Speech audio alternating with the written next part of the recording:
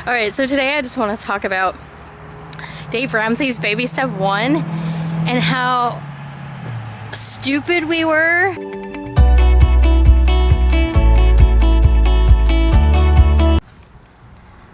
Welcome back! It is Tuesday. Let's talk about your money troubles because I got some going on.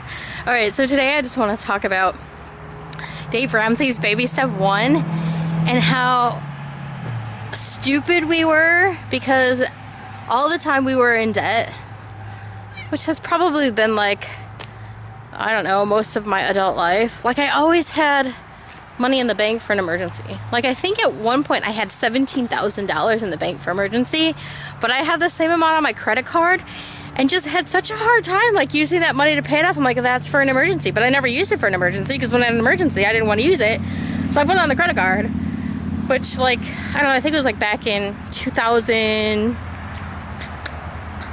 gosh, like 2005 or 6, like our interest rate on our savings account was really good. It was like 6 or 7%. That was with HSBC at the time. We don't even bank there anymore.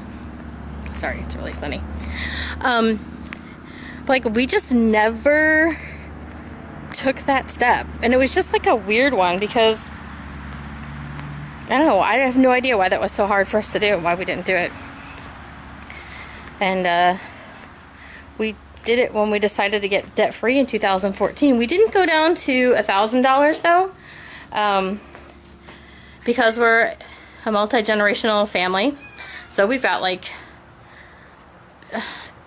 for those of you who don't know, we are a multi-generational household. So we have like 2 separate living quarters, kind of like having an in-law apartment, if you will. My parents are above Chad and Peyton and I, and we're all self-employed. So my mom does childcare. My dad and I operate a plastics factory, and then we do commercial and residential real estate. And then Chad is a custom machinist builder and a machinist. So we're all self-employed, and we live in a house together.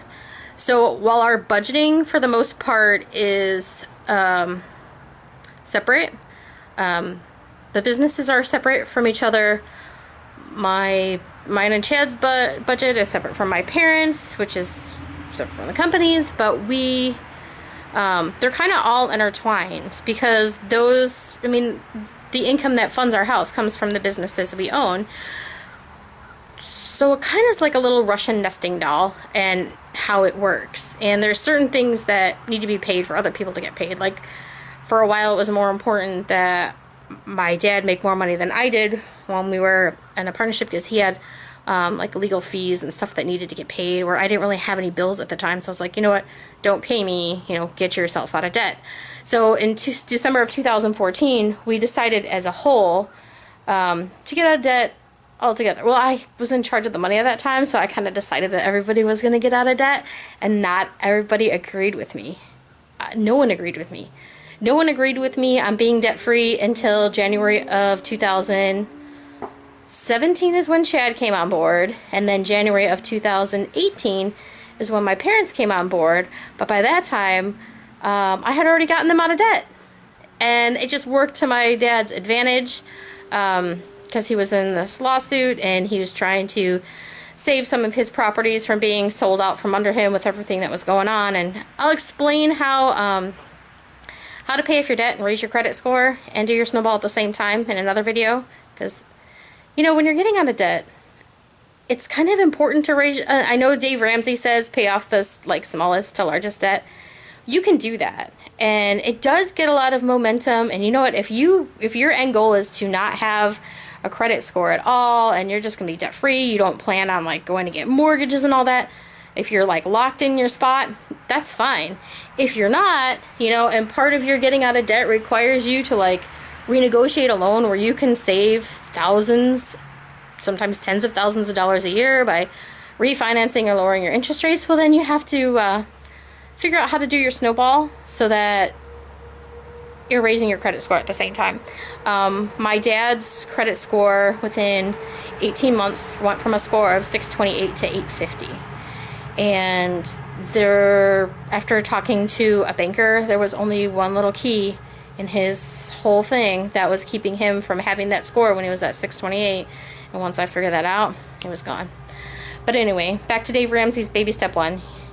You pay off all your, or you need $1,000 in the bank. You need a starter emergency fund. It's not a fully funded, it's just the starter one. Whatever money you have, things that can be sold, etc., should go towards the debt that you have. When I started I wanted to be debt-free in December of 2014. I started in January of 2015 is when I actually, my budget was written out and I started putting it into play. And I actually saved, I had a $3,000 emergency fund instead of $1,000. Just because of, we have so many people living in the house, and it was like if something went bad, like an air conditioner went out, that was $3,000. A washer and a dryer went out, another $3,000. Like, it just seemed like $3,000 was the magic number. It still is to this day. That's just our number. If you are a single person, maybe $500 is enough for you. But baby step 1, have $1,000 in the bank, start your emergency fund, and then start your snowball. And your snowball is just kind of listing all your debts, and you can put them, smallest to largest is good. I mean, Dave Ramsey's plan really does work well. If you got the house and you're like, you know what, we're not really going to do anything for 10 years, so we really don't ever plan on using debt again or that, then yeah, list them smallest to largest and start paying the smallest one off, and then when the smallest one's gone, put all that plus your minimum payment or whatever you had going towards the next one, and you keep going. The debt snowball we'll get into more next week, but step 1 is a starter emergency fund, and that really just depends on the size of your family, the type of family.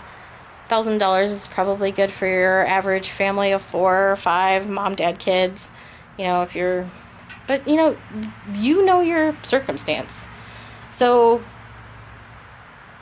I mean, if you got like a crap car and you know that it's going to go out within the next 6 months, and then put a little aside so that when the 6 months comes, along with your emergency fund, that you have the money for a crap car.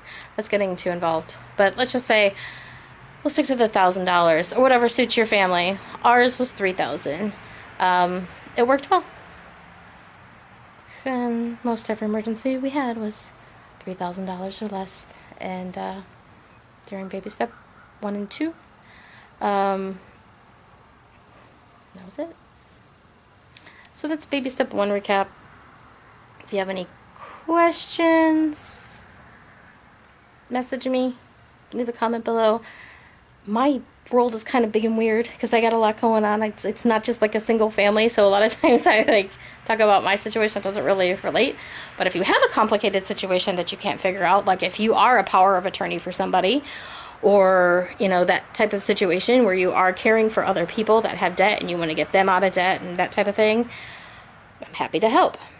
Email me, follow me, social media, and that's it. For more info, click the subscribe button and the little bell, because we love the bell, ding ding ding. And I will be back next Tuesday with baby step 2 and 3 and why I did them together instead of separate.